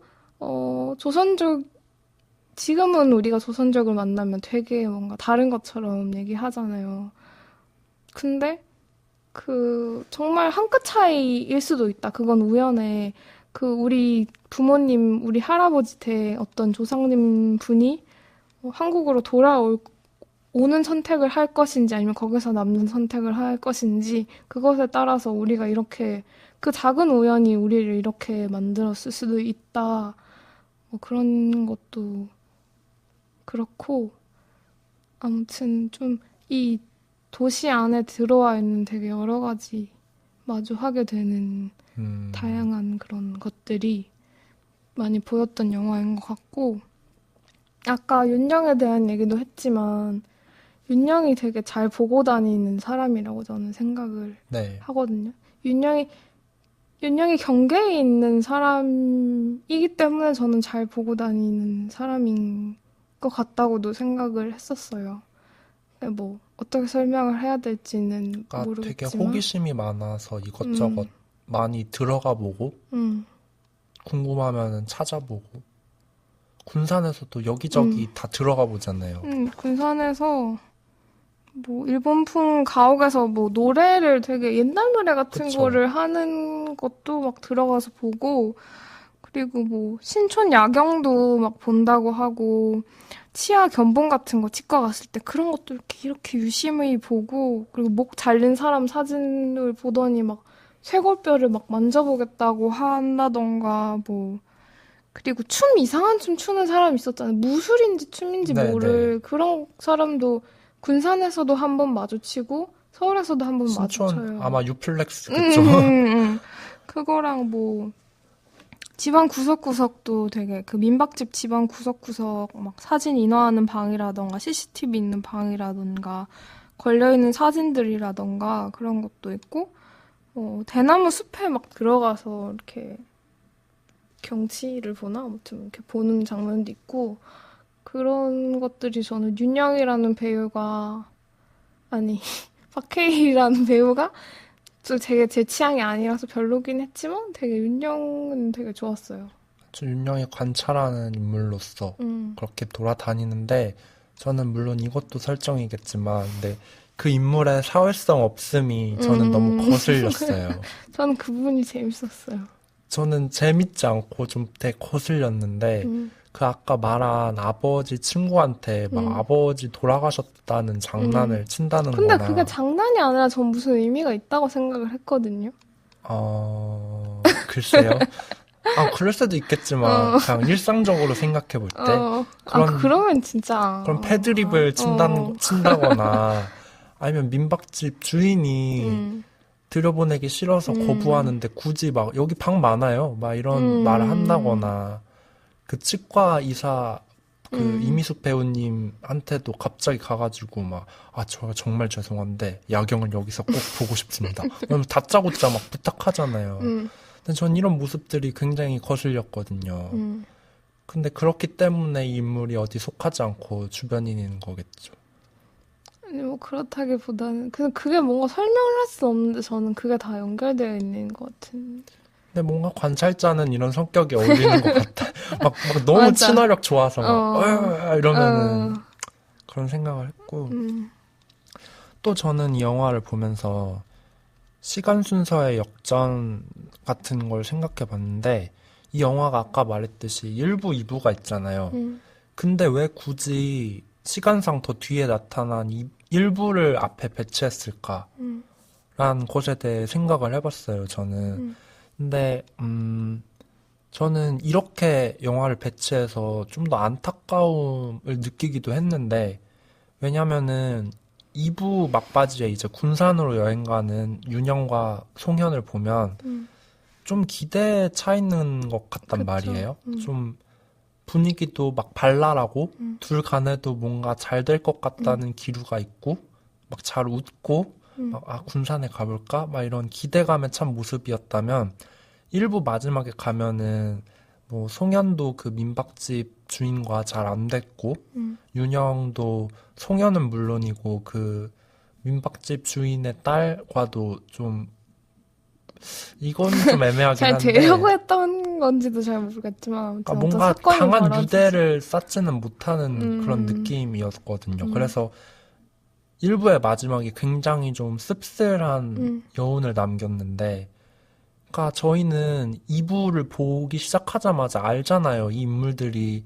결국에는 저렇게 씁쓸한 마무리를 맞겠구나 라는 걸 보면서 영화를 보게 되는데 저는 그거를 이렇게 만든 감독님의 의도가 뭘까라는 생각을 해봤어요. 그러다가 안타까움을 느꼈다가도 또 한편으로는 근데 뭐 결국 저렇게 원하는 대로 안 되거나 안쓰럽게 끝날 걸 알아도 저 인물들이 뭐 그런 걸로도 충분했다고 말을 한다면 내가 안쓰럽다고 말을 함부로 할 수 있을까라는 생각도 해봤고 그리고 또 어디서 보지 않았어요란 대사가 계속 나오잖아요. 우리 이게 어디서 보지 않았어요? 그리고 길도 내가 이 길 어디서 본 것 같은데? 근데 이게 재밌는 거죠. 2부에서는 아까 말했듯이 지금을 보여주면 그 다음으로는 어제를 보여주고 하는 게 그러니까 이게 사실 관객 입장에서는 먼저 본 거지만 인물은 몰라야 되는데 인물이 먼저 막 어디서 보지 않았어요? 이 길 아는 것 같은데 하니까 약간 뭐라 해야 되지 이걸? 미래에서 볼 것을 뭔가 예감하는 것 같은 느낌. 그쵸. 이 인물이 그냥 이 작품 속의 인물이 아니라 그런 말을 하는 순간에는 약간 메타 차원에서 좀 작중에서 나와서 뭔가 깨달은 인물 같은 그런 느낌을 줘서 전 재밌었어요. 그게 저희가 아까도 얘기했지만 사실 장울 감독님 영화를 제가 몇 편 보면서 깨달은 것인데 계속 그런 얘기를 하거든요. 우리 어디서 보지 않았어요? 어디서 본 것 같다. 근데 그게 되게 사실 작업 멘트로 홍상수 감독님 영화라면 작업 멘트죠. 근데 홍상수 감독이 그런 게 나오나? 실제로 저 그런 어디서 말을 본 하나? 것 같은데. 그런가? 아무튼 그랬던 것 같아요. 맞아. 초기 영화 보면. 근데 아무튼 그렇게 여겨지기도 하는데 또 아까 말한 온정이 말한 그런 의미도 있는 것 같고 저도 그 구조에 대해서 많이 생각을 해봤는데 그 온정이 말하는 것처럼 이게 뭔가 실패? 혹 뭐 헤어짐으로 끝나더라도 그래도 처음으로 결국엔 돌아온 거지만 우리는 영화를 한 편 봤잖아요. 근데 장울 감독님 영화들이 보통 이렇게 처음으로 돌아오는 영화들도 많고 또 많다고 하기엔 제가 제가 그런 영화는 아무튼 그런 영화도 있고 그리고 이거 결국 꿈이었다 이런 식으로 그런 식이 되는 그런 것도 있거든요. 그러니까 처음으로 다시 돌아왔다는 것은 결국에는 이게 모두 꿈이었고 이 처음밖에 없다. 그 벌어진 일이 아니었다 이렇게 말할 수도 있게 된다고 생각하는데 근데 그럼에도 뭐 꿈을 그냥 꿨다고 하더라도 없었던 일은 아닌 것이라고 얘기를 하는 것 같기도 하고 그리고 또 시간을 이렇게 뒤트는 부분은 되게 분절되어 있는 것 같은 기억이 막 뒤죽백죽 되고 막 그렇잖아요. 우리가 네. 시간이 뭐 어떻게 이어지는지도 사실 정확하게 말을 못 하겠고 이런 것들은 그냥 아까 약간 정체성 얘기할 때랑 연결해서 이렇게 되게 파편화되어 있는 것들을 우리가 막 훅훅 마주 하는 것처럼 되게 기억도 되게 파편화돼서 그냥 그런 것처럼 저는 느꼈었어요. 아까 해주신 그 말도 인상 깊었어요. 영화는 꿈일 뿐이다. 라고 어디서 들었던 말인가요? 아니 그냥 제가 어제 한 생각인데 춘몽을 보면서 한 생각인데 춘몽이 제목도 춘몽이지만 그쵸. 영화에서 좀 꿈인 것처럼 나오거든요. 2번 정도. 예를 들어 이렇게 춘몽이 어떤 이야기냐면 한예리 배우랑 이렇게 남자 3명이 있고 한예리 배우가 연기하는 예리라는 인물이 있고 남자들도 사실 뭐 양익준 배우가 연기하는 익준 윤정민 배우가 연기하는 정빈 박정범 배우가 연기하는 정범 이렇게 되어 있는데 이렇게 4명이서 같이 놀다가 한예리 배우가 춤을 추다가 한 바퀴 삥 돌면 남자 셋이 없어져 있고 이게 꿈이었나 싶은 그렇게 가다가 결국에는 마지막에는 이거 스폰데? 이건 스킵. 근데 그러다가 뭔가 마지막에 이렇게 원래는 흑백으로 쭉 되다가 막 이렇게 색깔이 싹 살아나거든요. 그러면 흑백이었던 건 꿈이었나?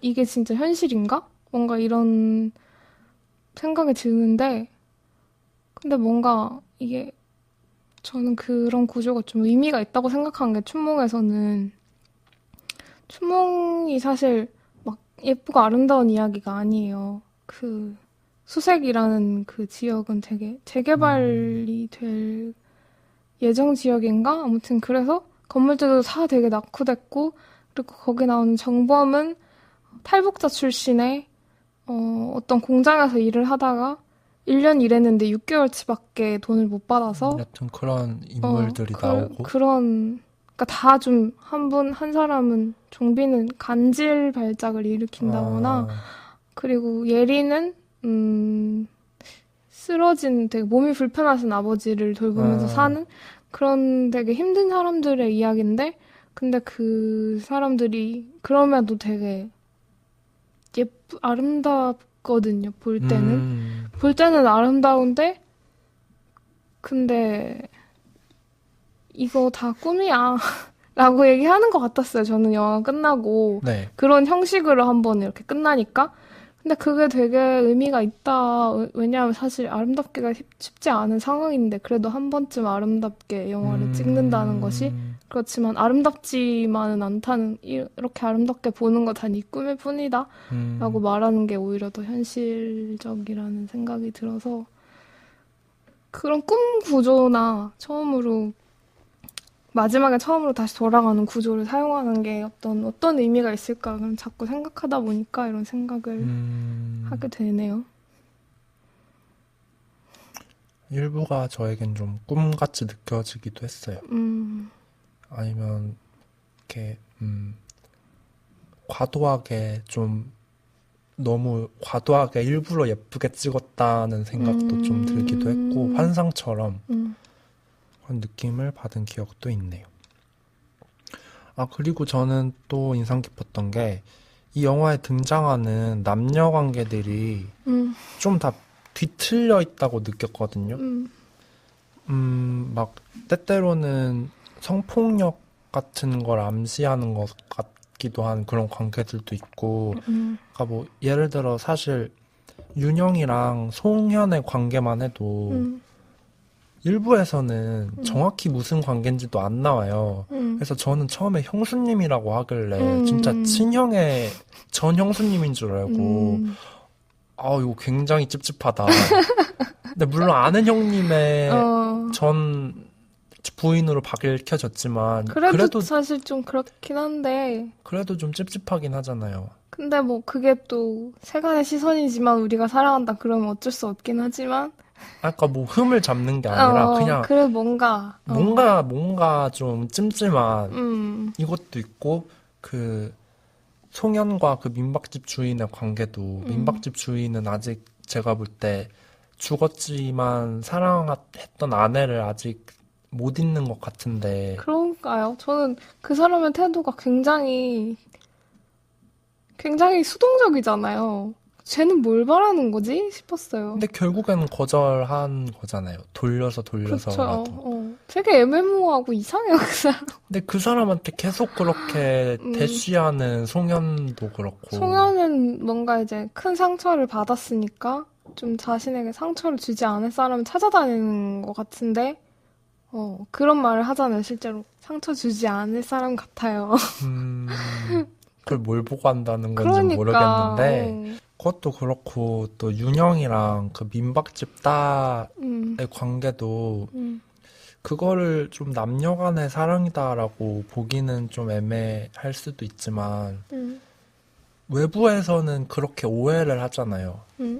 오해인지 아니 그냥 성폭행처럼 그러니까 갑자기 어디 둘이 같이 섬에 가나? 그러니까 둘이 같이 가는 건지도 사실 애매하게 그냥 따로 배를 타고 가는 장면이 보여지는데 근데 아무튼 같은 장소에 간 것 같은데 그러다 갑자기 경찰서로 막 가고 그리고 그 딸은 병원에 누워있고 그런데 그 경찰의 얘기를 들어보면 뭔가 그러니까 경찰은 그 정황을 윤영이 그 민박집 딸을 성폭행하려 한 것 같다고 해서 증언을 계속 듣고 싶어 하는데 그 민박집 사장은 또 거절하고 딸이 불편해한다고. 트라우마가 있고 낯선 사람에게 얘기하지 않는다고 하니까 증언을 못 한다 이렇게 하다가 결국에는 막 이렇게 억지로 들어갔는데 딸이 일본어로 얘기를 하죠.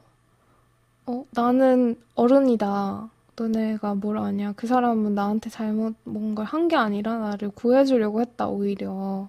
그렇게 얘기를 하는데, 근데 뭐, 그게 어찌 되었던 간에 저는 자꾸 이런 걸 넣는 게 굉장히 찝찝해요.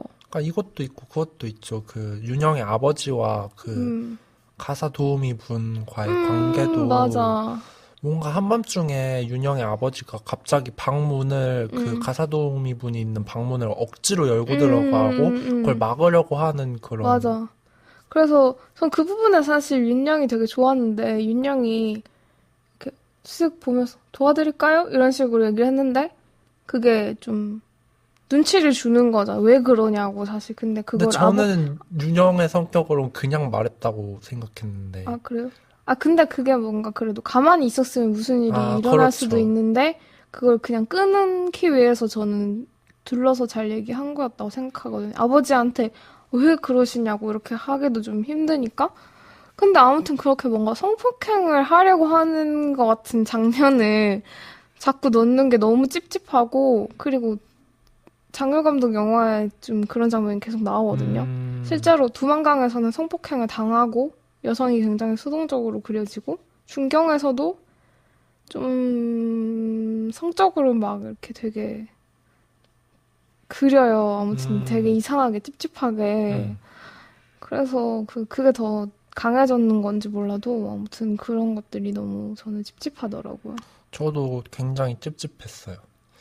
찝찝하고 이 영화의 분위기와 맞추기 위해서 그런 설정을 했을 수도 있지만 그냥 보면서 굳이 저렇게까지? 그러니까 앞에 두 관계는 그렇다 쳐도 뒤에 두 관계는 굳이 저렇게까지? 그러니까 저는 윤영이랑 민박집 딸도 그냥 그 좀 소통을 할 줄 모르고 트라우마에 있던 그런 민박집 사장의 딸이 윤영에게 좀 관심이 생겨서 뭔가 소통을 하려는 시도를 했다. 이렇게만 끝나면 그래도 좀 얼마나 좀 이해도 되고. 저는 이게 약간 맥락과는 다른데, 아까 약간, 그러니까 되게 둘이 비슷한 인물이라고 생각했거든요.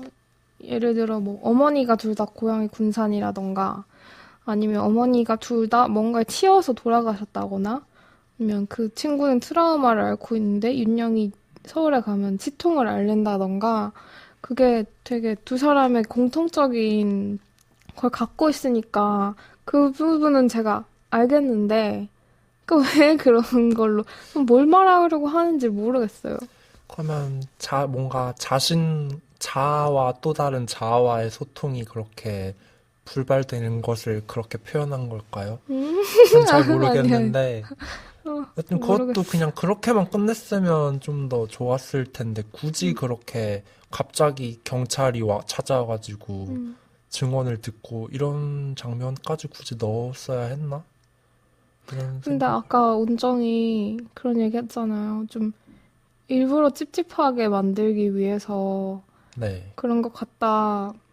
근데 그런 거면은 성공이긴 한데 뭐 일부러 그런 영화들이 있잖아요. 일부러 관객들을 불편하게 만드는 그것도 뭐 소격국 효과 이런 것도 있고. 근데 뭔가 저는 자꾸 성폭행을 그걸로 사용하는 것도 좀 그렇고 모르겠어요.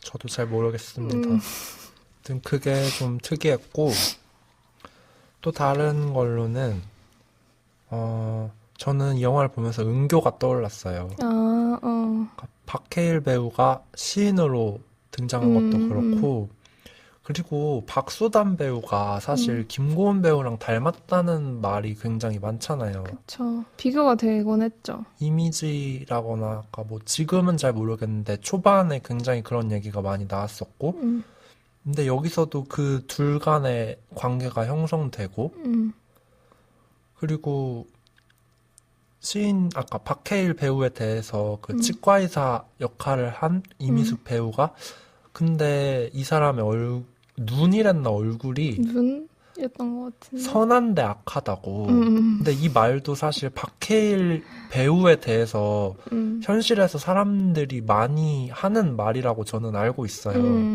그쵸. 그러니까 이런 거를 자꾸 보니까 이 영화 작품 내에서 그냥 끝나는 게 아니라 뭔가 자꾸 다른 걸로 격가지가 뻗어나가는 것 같고. 아까 무슨 용어를 얘기했었는데 뭐 상호 텍스트성? 그랬나? 맞는 용어인지 모르겠는데 막 그런 것 같고 굉장히. 근데 저는 이게 원작은 좋게 봤나? 뭐 아무튼 모르겠는데 저는 이 영화가 되게 재미있는 영화라고 생각하긴 했는데 좀 그게 크리티컬했거든요. 그 배우들이. 그러니까 크리티컬하다는 게 크리티컬하게 싫었다고요? 크리티컬하게 너무 이상해. 너무 싫어. 그러니까 이 영화가 너무 싫다는 게 아니라 이렇게 배우들이 나오는 게 너무 싫어라고 했는데 예를 들어 제가 박해일 배우나 정진영 배우? 정진영 맞나요? 맞을걸요? 장진영? 정진영? 얘기하고 있으세요. 찾아볼게요. 아무튼 그 두 배우의 느낌 자체가 저한테는 좀 정진영 배우. 정진영 맞네요.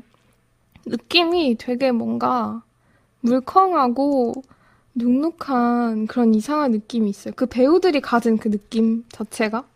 그리고 뭐 백현진 이분은 그냥 아티스트신데 음악도 만드시고 가끔씩 홍상수 감독 영화나 이렇게 장을 감독 영화에 나오시는 분인데 저는 이분에 대한 저의 감정도 조금 되게 애매모호하거든요. 왜냐하면 이분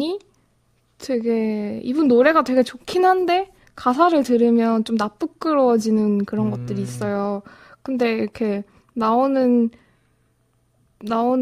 영화들도 좀 홍상수 감독 영화, 장을 감독 영화 이런 데 나와가지고 좀 사람 불편하게 만드는 그런 역할을 계속 하거든요. 예를 들어 춘몽에 나와서도 막 한예리 배우 배를 만진다든지 그리고 여기서도 그 조선족인 척하는 막 욕하잖아요. 하다가 아닌 거 들키니까 욕을 하죠. 그렇게 나오는 게 그 배우들만 아니면은 저는 그러니까 그 배우들에게 씌워진 이미지가 그냥 그 캐릭터, 윤영이라는 캐릭터, 그리고 그 다 캐릭터에 씌워져서 그냥 이 영화를 보고 있는 것에 집중을 하게 되는 게 아니라 몰입하게 되는 게 아니라 자꾸 배우들이 쑥쑥 튀어나와서 그 배우들이 갖고 있는 현실에서의 배우들의 이미지가 그 현실에서의 배우들의 이미지가 자꾸 불쑥불쑥 튀어나와서 저는 그게 너무 싫었거든요. 저는 그거 없이 아예 모르는 배우들 나와서 연기한 걸 보는 걸 되게 좋아하는데 근데 원장 얘기하는 거 들어봐도 그렇고 좀 일부러 사용하는 것 같아요. 감독님이 노리신 것 같아요. 저는 막 심지어 막 그 정은채 배우님이 카페 주인인 걸 보면서 막 더 테이블 생각도 나고 그리고 그 한예리 배우님이 약사로 나오시는데 저는 춘몽을 안 봐서 춘몽이 아니라 막 저희 녹음했던 최악의 하루가 막 떠오르기도 하고 막 거기서의 예리의 모습이 약사라면 저럴 것 같다는 생각도 하고 막 저는 재밌긴 했거든요. 그래가지고 노랑은 그게 굉장히 싫었다니 흥미롭대. 그리고 저는 이건 가벼운 건데 그러니까 여기 나오는 인물들이 예를 들어 군산에서 식당 주인으로 나온 백화라던가 카페 주인으로 등장했던 정은채 배우님 혹은 전단지를 나눠주는 사람 아니면 송현의 전 남편 뭐 치과 원장 이런 인물들이 굉장히 영화 속 캐릭터가 아니라 현실을 사는 사람들이라고 느껴서 영화를 좀 현실의 영역으로 끌어내리는 것 같다는 느낌을 받았어요. 그러니까 되게 유명한 배우분들이죠. 그래서 더 이렇게 잘 하는지 몰라도 연기 톤이 정말 뭐 연극이라던가 난 영화를 찍고 있어 라는 그런 느낌이 아니라 진짜 그냥 생활에서 일상생활에서도 저렇게 말하고 행동할 것 같다는 그런 느낌을 많이 받아서 그게 인상 깊었어요. 굉장히 일상적으로 연기를 하죠. 근데 배우야. 그래서 저는 배우야 이러면서 너무 배우야. 나 굉장히 일상적인 연기를 하는데 배우야 이러면서 괴로워했죠 저는. 문소리 배우님 다시 한번 정말 연기에 반했습니다. 맞아요. 너무 잘해요. 너무 좋아요. 그리고 그런 느낌이. 문소리 배우님의 작품을 좀 찾아봐야겠다는. 여배우는 오늘도 네, 그것도 보셨나요? 보려고요. 감독도 하신 그쵸. 작품. 그것도 보고 솔직히 박해일 배우님의 매력은 전 잘 모르겠거든요.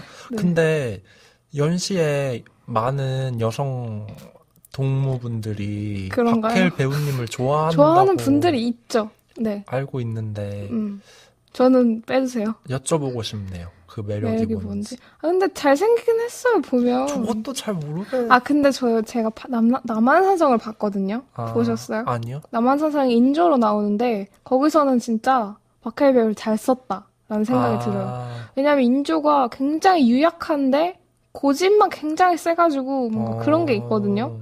근데 그런 역할을 굉장히 잘 어울리더라고요. 근데 경주도 그렇고 군산도 그렇고 굉장히 찝찝한 느낌을 주는 그런 역할을 하는데 이게 의도된 것이라면 정말 잘 박해일이 제격이다. 의도하는 거겠죠. 그런 건데 나는 너무 찝찝해. 그래서 박해일 배우가 대체 뭘 바라고 하는 것인가. 하긴 그분이 은교를 선택했을 때부터 범상치 않았죠. 그래. 그렇죠. 여하튼 간단히 말해보자면 이 영화는 진짜 온갖 상념이 떠오르는 좀 이상한 영화였다. 근데 나름 재밌었다. 이렇게 정리를 할 수 있을 것 같고 혹시 더 하고 싶으신 얘기 있나요? 너무 막 얘기를 주저리 한 것 같아서 모르겠어요. 이 영화가 그래요. 생각이 막 이렇게 떠올랐다가 그냥 흘러 지나가고 내가 또 하고 싶었던 얘기가 있었던 것 같은데 이걸 했는지도 모르겠고. 그건 기억을 하셔야죠. 모르겠나요? 네. 그럼 생각이 나면 하는 걸로. 네, 그럼 저희 다음 코너는 그들 각자의 영화관인데요. 우리들 각자에게 이 영화가 어떤 의미를 가지는지 알아보는 시간입니다. 온정욱의 군산이란? 뭔가 에세이 같은 느낌이 들기도 하고 그냥 걸어다니면서 어떤 지역을 걸어다니면서 뭔가를 봤어요. 그럼 그거에 대한 생각들이 떠오르잖아요. 그럼 그 얘기를 하다가 또 걷다가 다른 걸 발견하면 또 그거에 대한 얘기를 하고 약간 그런 게 축적돼서 이 영화가 되지 않았을까 하는 생각도 하고 거기에 감독이 하고 싶은 그런 경계라던가 조선족 얘기를 계속 이렇게 끼워 넣고 여기저기 그게 어쩔 수 없이 들어가는 거라니까요. 왜냐하면 서울이라는 공간 자체가 그런 공간이니까. 군산이라는 공간 자체가 그런 공간이니까. 그런 공간을 또 선택하신 거죠. 연희동이라든지. 그래서 저는 그런 약간 산책을 하면서 생각하듯 보이는 이런 영화들에 제가 갖고 있는 신촌과 연희동에 대한 기억이라던가 이런 것들도 막 합해져서 이 영화가 되게 공상을 하게 만들었다고 해야 되나? 이 영화 보고 되게 막 아까 말했듯이 장면 보면서 뭐 어떤 생각 하다가 다음 장면 보면 또 사라지고 다른 생각 막 떠오르고 막 이런 경험을 해서 재밌었어요, 저는. 되게 공상하게 만든 영화였어요, 저를. 저 들으면서 딱 든 생각이 영화에 어디서 본 것 같다는 얘기를 많이 하는데 우리가 보면서 저기 어디서 본 것 같은 그렇게 되는 영화잖아요. 저 굴다리. 어디서 본 것 같은 게 아니라 실제로 봤어. 적과점. 그랬습니다. 아까 뭐 벤야민 얘기도 하신. 벤야민의 아케이드 프로젝트라는 저서가 있잖아요. 그게 도시 이곳저곳을 그분이 돌아다니면서 떠오르는 그런 상념들이나 뭐 이 장소가 원래 가졌던 의미, 지금의 용도, 뭐 앞으로 어떻게 그 본래 의미나 본래 목적을 잘 살리는 공간이 됐으면 좋겠다. 뭐 이런 상념들에 대해 쓴 그런 책인데 그냥 그런 것도 떠올랐어요. 이 영화를 보면서. 저도 그 얘기를 들으면서 좀 윤영을 벤야민적 인물로 이해를 해보아도 괜찮겠다라는 생각이 들더라고요. 다 하신 얘기 다 하셨나요? 네. 저는 제가 아까도 얘기했지만 약간 아시아적 정체성이랄까. 근데 아시아의 근대 이런 고민을 되게 많이 하거든요, 제가. 그래서 이런 장일 감독의 영화도 뭔가 그런 디아스포라적인 삶? 아시아에서 벌어진? 디아스포라가 뭔가요? 그러니까 뭐 고향을 떠나서 살게 되는, 그러니까 뭐 특별히 지정하는 건 예전엔 유대인들을 지정하는 것이었지만 요즘은 하도 그런 사람들이 많잖아요. 난민들이 많고, 그러니까 그냥 디아스포라를 일반적인 말로 사용하기도 한다고 알고 있는데, 그냥 고향이나 어떤 문화적 토양에서 떨어져서 그런 것 없이 살아가는 그런 정체성이 이렇게 뒤얽히는 경계적 삶? 뭐 아무튼 그런 것들에 대해서 많이 생각을 해보는데 아까 얘기했던 것처럼 저는 굉장히 분명한 경계를 가진 사람이라고 남들이 보기에는 그렇게 말할 수도 있는 배경에서 자랐지만 저 스스로는 좀 굉장히 제 안에 뒤얽힌 것들이 많다고 느끼기도 하고 그래서 이 영화 자체는 사실 아까 배우들에 대해서 얘기한 것처럼 그런 배우들 때문에 좀 좋아 이렇게 보진 못했는데 그런 군산이나 서울이나 이런 공간에 대한 관심 같은 거는 저는 되게 제가 관심이 있어 하는 주제라서 그래서 장열 감독 영화를 또 관심 있게 보고 있는 것 같고 아무튼 정체성에 대해서 생각을 해보게 되는데 좀 특별한 거는 어떤 정체성을 상실했다거나 그러니까 디아스포라라고 하면 뭔가 정체성이 불안한 그런 사람으로 그려지기 마련인데 장율 감독 영화를 보면서 했던 생각은 그냥 그렇구나 다들 뭔가 다들 디아스포라적인 삶을 살고 있고 다들 이렇게 파편화된 기억과 분절된 기억, 뭐 파편화된 정체성을 가지고 살고 있구나 그런 생각이 들게 했던 그런 군산과 서울 신촌도 좀 그런 공간으로 그렸던 것 같고 이 영화에서 그런 것 같아요. 무슨 말인지 이해가 되려나요? 그러니까 굳이 여러 국적에 막 내가 실제적으로 막 나의 고향을 떠나야 한다거나 뭐 이런 일 직접 겪거나 아니면 내가 디아스포라적이라고 정의되는 그런 거기에 소속되지 않아도 누군가는 그러니까 모두 다 어느 정도는 그런 정체성의 파편화라던가 이런 걸 겪는다는 그런 걸로 저는 이해를 했어요. 그런 것에 어떤 사회가 좀 그렇게 만들고 있다. 그런 사회인 것 같다는 생각. 네. 그리고 다음 코너는 당신을 위한 영화관인데요. 이 영화를 상영한다면 누구에게 어디서 혹은 어떤 방식으로 보여주고 싶은지 이 영화를 어떻게 공유하고 싶은지 얘기해보는 시간입니다. 저는 이 영화를 사색하고 싶은 분에게 추천드리고 싶어요. 생각 많이 하는 거 좋아하시는 분. 근데 그냥 하나에 꽂혀서 깊게 생각한다기보다는 그냥 이것저것 그냥 지나가는 그쵸. 대로 편하게 그냥. 그리고 산책자. 저는 이 영화 보면서 정말 군산 가보고 싶다는 생각을 저도, 여행을 가서 한 곳에 좀 진득하게 있고 싶다는 왜요? 생각을 그건? 했어요. 왜냐면은 저희가 사실 여행을 가면은 한 군데 그렇게 오래 있지 않잖아요. 뭐, 군산, 광주, 뭐, 어딜 여수, 가도 뭐 이렇게. 길어봐야 저는 이틀 있었던 것 음. 같고 국내 여행이라 치면 음, 근데 이들은 민박집에서 좀 오래 머물잖아요. 그쵸, 얼마나 맞아요. 오랜지는 모르지만 음, 그니까 어느 정도 그 동네에도 자기가 익숙해지고 음, 그 동네에서도 좀 새로운 곳도 그러니까 관광객이라면 정말 유명한 몇몇만 가겠지만 음, 그렇지 않아도 가볼 수 있는 음, 좀 더 여유가 생기니까 이런 데도 가보고 막 이런 경험도 할 수 음, 있을 것 같아서 저는 여행 가고 싶다는 생각도 참 많이 음. 들었는데 그래서 사색하거나 뭐 여행 가고 싶은 기분이 드는 분들 이 영화를 봐도 좋지 않을까? 근데 서울로 다시 돌아와. 돌아오긴 하죠. 근데 또 다시 떠나네요. 아무튼, 저는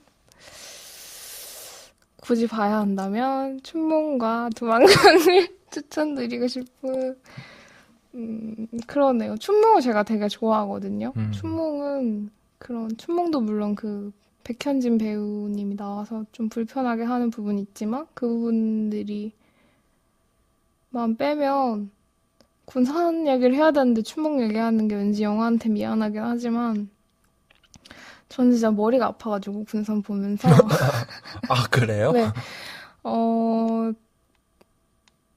그러니까 춘몽은 그 불편하고 찝찝한 게 있거든요. 근데 그게 다 그걸 서로서로 받아주는 관계들, 음, 그런 게 너무 좋아서 이들이 그냥 이런 관계로 같이 있으니까 아름다워 보일 수 있구나. 그런 관계가 너무 좋아서 그 찝찝함이 오히려 더 승화가 되는 그런 느낌이었는데, 그래서 춘몽이 참 좋으니까 춘몽 정말 추천드리고, 두만강도 좋거든요. 그래서 두만강도, 뭐, 두만강에서 성폭행 당하는 장면은 저도 좀 싫긴 하지만, 아무튼 그렇고, 네.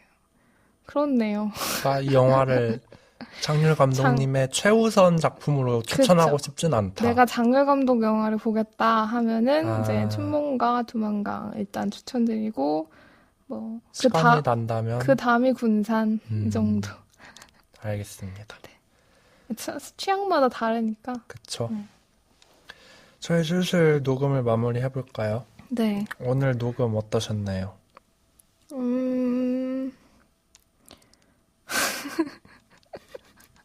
왜 되게 웃어요?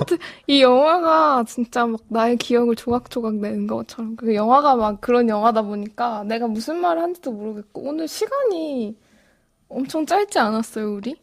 우리 2시간은 안 되는 것 같네요. 한 시간 반 됐나요? 그럴걸요? 그렇구나. 뭐, 진짜 되게 짧게 한 것 같고, 무슨 말을 한지도 모르겠고. 무슨 말을 했는지는 왜 좀 그런지. 기억을 해주세요. 그렇네요, 아무튼. 그러네요. 근데 저도 솔직히, 근데 좀 예상했어요. 저는 그래요? 이 영화는 좀 그럴 수밖에 없는 영화겠구나 음, 얘기를 하면은, 음, 그러니까 뚜렷한 줄거리가 딱 있어서 음, 그거에 대해 얘기를 한다기보다는 이렇게 부분들을 이렇게 떼와서 이렇게 얘기하겠구나라는 생각을 했었고, 뭐, 그렇습니다. 근데 좋은 거는 좀 이런 영화를 보고 나면 제가 좀 혼자서 막 답답해하는 게 있거든요. 이렇게 막 뚜렷하게 해석이 막 정확하게 이건 거 같고 이건 거 같아 이렇게 되지 않고 막 풀립 들 때 그런 거 싫다고 하지 에? 않으셨어요? 자기는 보면 바로 뭔가 왠지 다 그러니까 느껴지고. 풀립들은 그랬어요 전 저한테. 풀립들이 더 저를 머리를 아프게 했었는데. 아무튼 그러니까 그게 뭐 그냥 취향의 문제일 수도 있고 음, 분위기의 문제일 수도 있을 것 같은데 이런 영화 보면은 혼자서 되게 답답해하는데 근데 이렇게 같이 답답해하는 사람을 만나면은 음, 원래 이런 거구나 하면서 뭔가 하나하나씩 가져와서 얘기를 하다 보면은 뭔가 그래도 잡히는 느낌? 아, 그냥 이 영화는 이렇게 보면 되는구나. 오히려 답답해 할 필요 없이 그렇게 정리가 된 것 같아요. 이렇게 얘기를 하면서. 저도 항상 사색을 혼자 하다가 남과 같이 하는 것 같아서 그러니까 영화 보면서 막 이렇게 시시콜콜하게 막 이 부분은 이런 것 같아. 너의 생각은 어떠니? 막 이런 거 잘 안 하는데 이 영화는 막 그렇게 된 것 같아서 재밌었습니다. 네, 이제 제가 클로징 멘트를 할게요. 거위는 대체 뭘까요? 거의 씨는 왜 읊는 거야, 자꾸. 그쵸. 뭐야, 도대체. 저희 마지막으로 잠깐만 고민해 봅시다. 거위가 실제로 나오기도 합니다. 맞아요. 그 윤영의 서울 연희동 집에서 거위를 아버지가 키워요. 기르시긴 하는데 아버지가 거위에게 막 말을 걸기도 하신다고 막 이런 말도 있었고 거위가 조선족들에게 어떤 의미가 있는 동물일까요? 아니면 그 노래에 어떤 의미가 있는 걸까요? 노래는 중국에서 굉장히 유명한 동시. 근데 전 그 시를 내용을 들어봐도 딱히 이 영화와 그렇게 연관성을 모르겠다는 생각을 했는데 그렇네요. 네, 답을 아시는 분은 댓글 혹은 메일 여러분의 생각이 궁금합니다. 네, 달아주세요. 네, 이제 클로징 멘트 할게요. 상영이 끝났으니 계단 조심하셔서 천천히 나가주시기 바랍니다. 다음 영화도 기대해주세요. 안녕. 감사합니다.